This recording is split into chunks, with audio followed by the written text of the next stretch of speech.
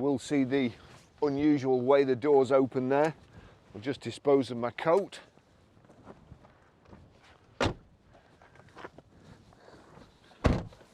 Hi, my name's Barry Crampton. I'll just tell you a little bit about this BMW i3.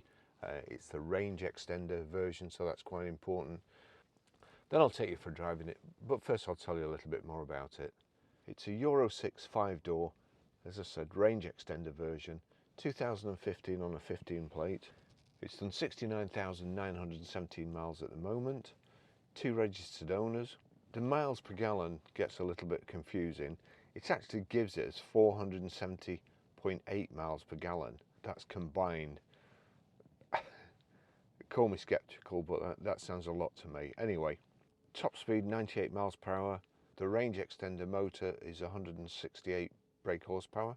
0 road tax. It has the rapid charge preparation, Arrogate's grey neutronic cloth, 5.7-inch colour TFT display, air conditioning, the enhanced Bluetooth telephone preparation with USB audio interface and voice control, 19-inch alloy wheels, the iLight streamlined star spoke style, and front centre armrest. Those are the keys. We've got 2 keys for it. A nice design, kind of like a sort of Star Trek thing. So as long as you've got the key on you. It's slightly different. It's keyless go. These are your controls here, your gears and so on. You've got start, stop, and you've got park on the top. So we'll just get going. I'll try and explain a few things. So we've just got it a new MOT yesterday. It had tyres about 5,000 miles ago, and I think they're the Bridgestone Eco something or others. So the proper, you know, the good tyres. So foot on the brake, you click start stop here, which is there. That's it. Put it in drive and click the accelerator and you're away. It's a very strange feeling if you're not used to electric cars to start off with. Dead quiet. So this one has the range extender. So what we can do, it may not come on just at the moment, but what we can do, if we click menu and then cycle the rotary control down to settings, click settings, and there, the third one down is range extender, click on there, and you can click whole state of charge. Now when I click this, there's the motor in the back, and the motor will come on. We've got 24 miles electric at the moment, and just when we get going,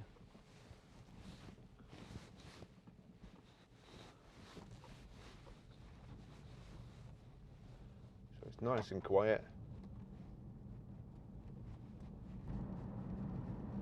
Let's get going a little bit faster. So we're actually eating into the charge.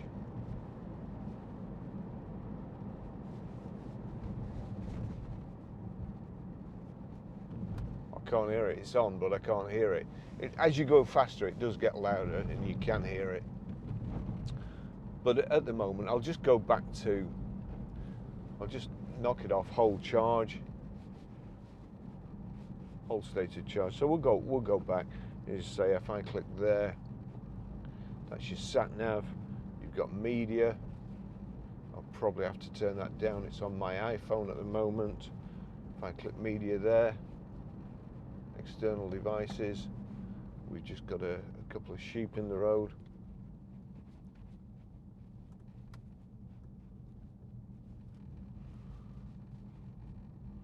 And it's actually playing an audio book at the moment. There you go, off my phone. So that's come up, the audio book. I'm going to knock that off. But it's got Dell and commodity trading. He says knocking, I'll knock it off, knocking it on. We've got heated seats here, also got air conditioning. Word of warning, the more electric things you have on, the less miles you have electrically. You've also got, you've got 3 settings: Comfort, Eco Pro and Eco Pro Plus. That's here. Shows on the dashboard and also shows up here somewhere. So if I click that, that's in Comfort at the moment. You just see Comfort. If I click back, that's Eco Pro. And if I click back again, Eco Pro Plus, that limits you to 56 miles an hour. That gets you the most miles out of your battery. I was going to say miles per gallon out of your battery, but it's the most miles per kilowatt, I suppose, out of your battery. You can actually override it. It will only do 56 miles an hour, but when I came on the motorway this morning, it holds you at 56. It kind of gives you a reminder it's at 56, but then if you keep pressing your foot down, it will go faster. But it does say limited 50. It's got limited 56 here on the dash.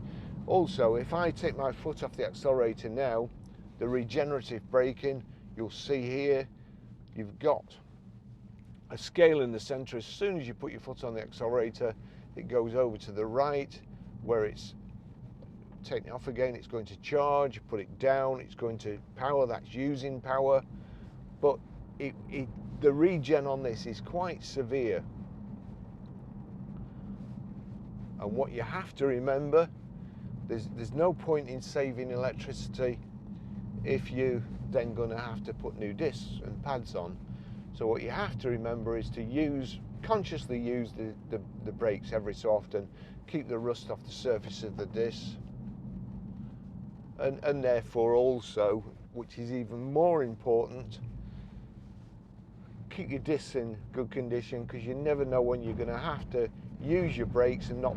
I can drive this car. In fact, it's very difficult to use your brakes with a regen. I can drive this. See, I've taken my foot off the accelerator. We're going down a steep hill. It's slowing and slowing and slowing, and come to a stop. So that's with the regen brakes.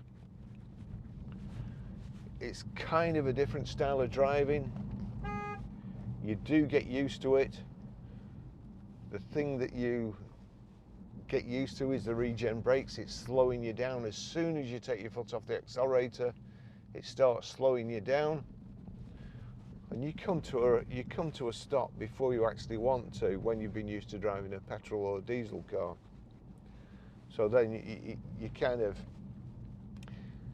you know, when you're on holiday and you're going into land, and you're on a nice steady kind of glide path, and you're going into land, and then perhaps there's a headwind, and the pilot just has to tweak the throttle, so you're coming down, it's all quiet, then all of a sudden you go, and well, that's the same with the regen when you're braking. You just have to apply a little bit of pressure to the accelerator. Now, as well as saving the planet, and I've said this before, I don't know what we're saving the planet for. A hair run out, I needed to use the brakes then.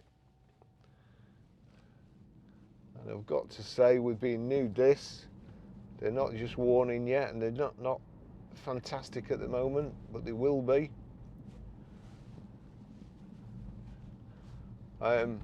Yeah, I don't know what we're saving the planet for. Where I'm photographing the cars again, McDonald's wrappers, beer bottles, vape boxes, all chucked out of the car window, and left for the likes of me to pick up.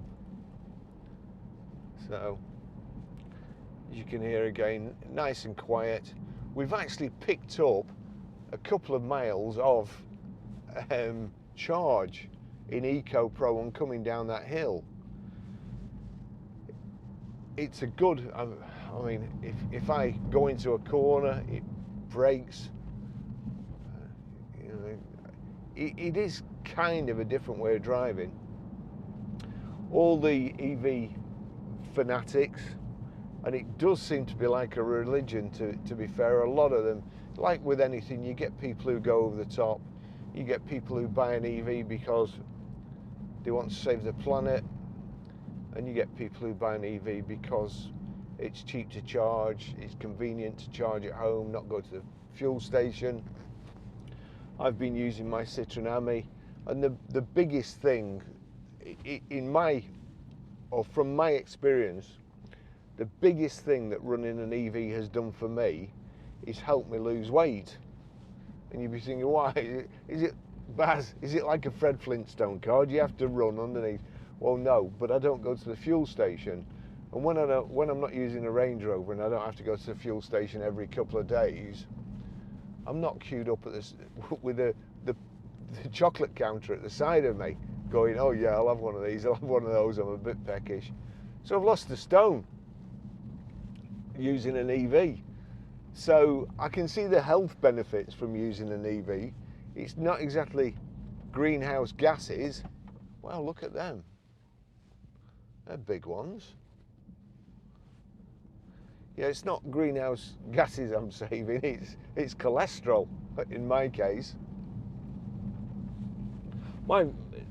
This car has belonged to a friend of mine.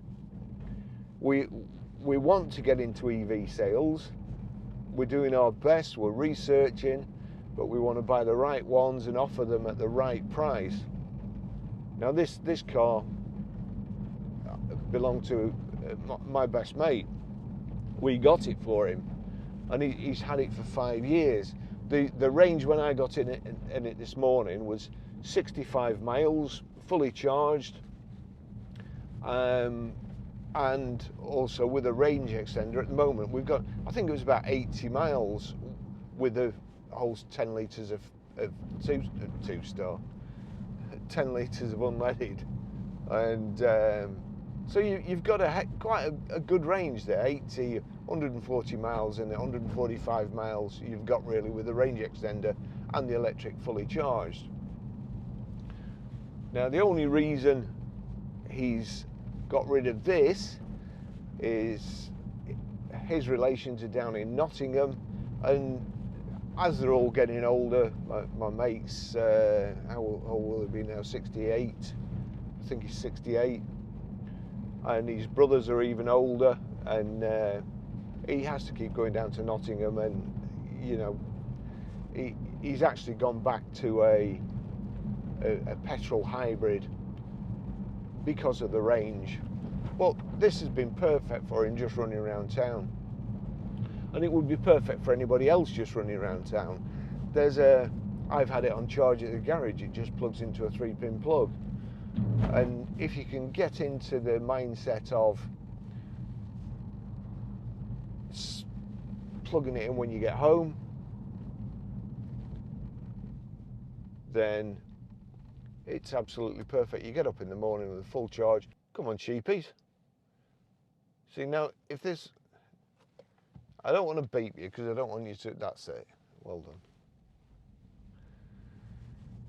Yeah, so if you can get into the mindset of plugging it in when you get home, you can set on the dash when it will take its charge. So if you've got economy 7, then let me just see if I can remember how to do it. So into menu,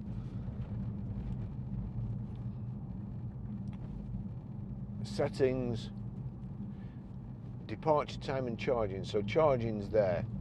Charge immediately, or if you have a tariff, some people I believe have like 7p a kilowatt or something to charge overnight. So you set it to charge as and when. Ideally, you're supposed to not let the battery go below 20% and not charge it above 80%. So I'm pretty sure you can set that too. You can also set how fast it charges. There you go, fast charge cable, standard charge cable maximum, and then you've got reduced and you've got low. So it's on maximum at the moment. I've been trying to engage the EV community to learn stuff, because I'm dyed in the internal combustion engine salesperson and mechanic and so on, and I would consider myself to be quite knowledgeable on that. I'm fairly knowledgeable on EVs and getting more and more all the time, but what I've been trying to learn is the best charging. For instance, I borrowed a car off Just Hyundai at Preston the other week, and when electric cars are sold these days, a lot of people buy them on lease. It's dropped off at the house. The first thing it needs doing is charging, and then you're on your own. Now, I think it's Instavolt. Instavolt do a range of chargers that absolutely bang the charge in. And then there was the one I went to, which after an hour it put 30 miles in. I thought it was 15, but when I checked my figures it was 30 miles. So you sit there for an hour at 30 miles, you know, which you'd probably use up, if you're going anywhere, you'd probably use up in half an hour, wouldn't you? 60 miles an hour, say. So it does take more careful planning. You can't just pop to the fuel station, but you can bung a quick charge in. I see a lot of people going on about Octopus Energy and cheap charging rates there, so perhaps that's something to explore. Anyway, that's it. That's enough about charging and so on. I just want to manage your expectations, and I just want you to know the features and benefits of an EV at the moment. It's getting better all the time, the charging infrastructure. It's not ideal, but this charges at home, so you kind of make your own luck. You make your own planning.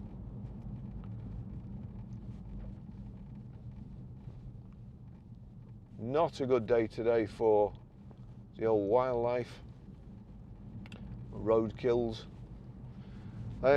Back to this. So it's got sat nav, Bluetooth hands-free, Bluetooth audio streaming.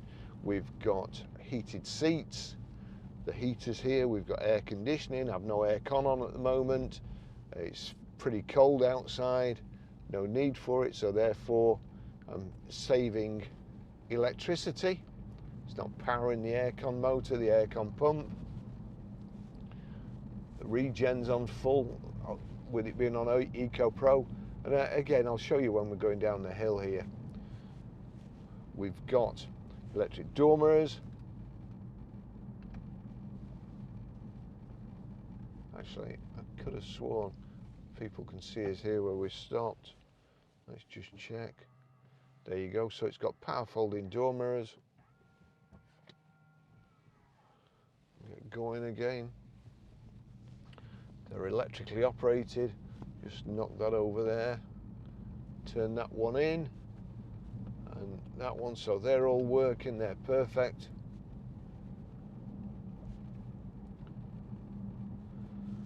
When you stop, you just put this in. Well, you can either put it in neutral or just put it in park. And if you put it in park, of course, it's not going to go anywhere. Then you've got the electric handbrake here. Your indicators on the left. In the end of the indicator, there's a little button, and if you click that, it shows you there 94 miles before you need to go to a fuel station or recharge. Click it again. What's that? So it's 50%, whatever that is. Clicking it again. 13.3 kilowatts per 100 kilometers.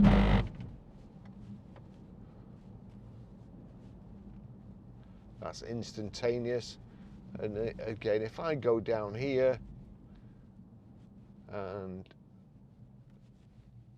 we're on a hill, we're on a steep hill, and the regen has stopped me dead. I really want to get going and get some regen in. It's actually just, it's showing there in the charge, we're on about 3 bars charging there. So the weight of the car is moving the motors and putting charge into the battery. I'm just going to give it a blip. We'll get up a bit of speed. Take my foot off the accelerator. And then that's going full charge, and we're just maintaining a bit of kinetic energy, is it? So that's taking us down. But I've actually got to put my foot on the accelerator to overcome the regen to go down the hill. So that's what I'm saying about the brakes. Make sure every so often you dab the brakes. I would say at least once a journey, because disc brakes on whether it be a petrol or an EV, once they get wet, they will start to rust within about 20 minutes. Also, if you put your car away wet and there's water behind the pads, it can create a high spot on your disc, and you never get rid of it. You just can't get rid of it. So that's important. Again, I've just got a bit more electric back coming down that hill. it does get to a stage where you really are watching your driving. I'm leaving it later to brake going into corners because I don't need to, because of the regen and because I want to get more regen back. I don't want to waste it turning it into heat energy through the brakes.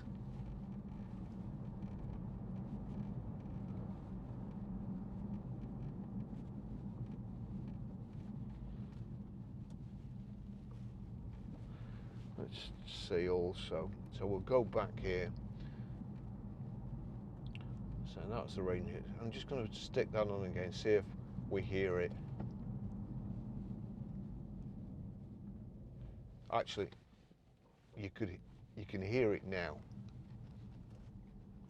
Very nice young lady, thank you. You could hear it then.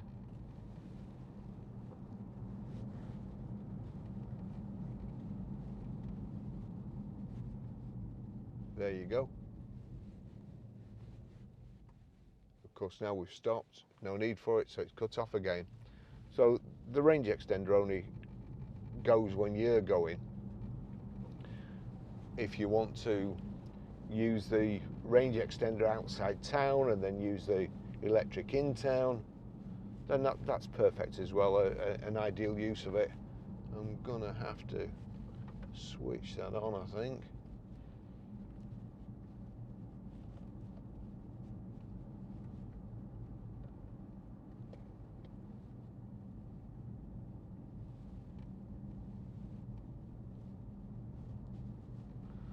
Let's just see if that heater works. If I knock it out of Eco Pro, yes, the climate's come on now, of course, when you're out of Eco Pro.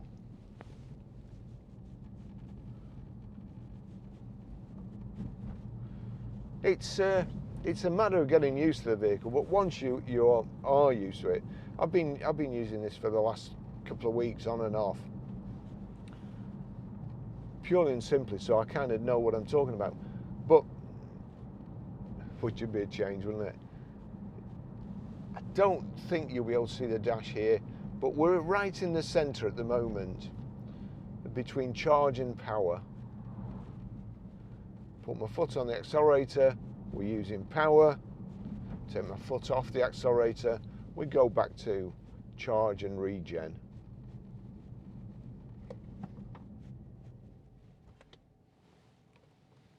Oh, I don't know. Let's just see. That's not going to be ideal, but let's go. Thank you. Gosh, we're running a small car today as well.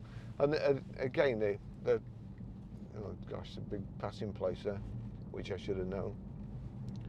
So the i3, specifically designed to be an electric car. I think it's got a carbon shell. Great value for money now. You know, super value for money. And should save you money on electric. Shouldn't depreciate too much now, this particular vehicle. There is a chap in America, supposedly he's got a Tesla which has done 369,000 miles. He has made a couple of claims which I consider to be a little dubious, but I don't know. And for instance, at 369,000 miles, his discs are 20% worn, which is good going. One more thing, these have so much torque. See there, it's so fast and sets off so fast. Don't do that. The torque in these cars can shred your tyres and wear your tyres out prematurely. So if you buy one and you want to save money, just drive it normally, sedately. You'll get the best economy, the best miles per kilowatt for your electric, the best miles for your tyres. Remember to dab the brakes now and again, keep your discs clean. There's no point in, as I say, we've just put 450 quid worth of discs on it. there's no point in saving a bit of electric through regen and then every MOT having to put new discs and pads on. If you look after the car and you use your head, and perhaps it's a second vehicle, taking the kids to school, running around town. I mean, I you know, 65-mile range and 80 miles on the fuel. My Citroen Ami will do 45 miles on a charge in 28 miles an hour. My average speed in the morning is 15 miles an hour going to work and going home at night.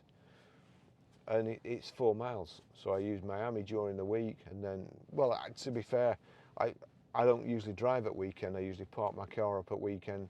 So I've used nothing else but my Citroen Ami with a 45-mile range for getting on 3 months now.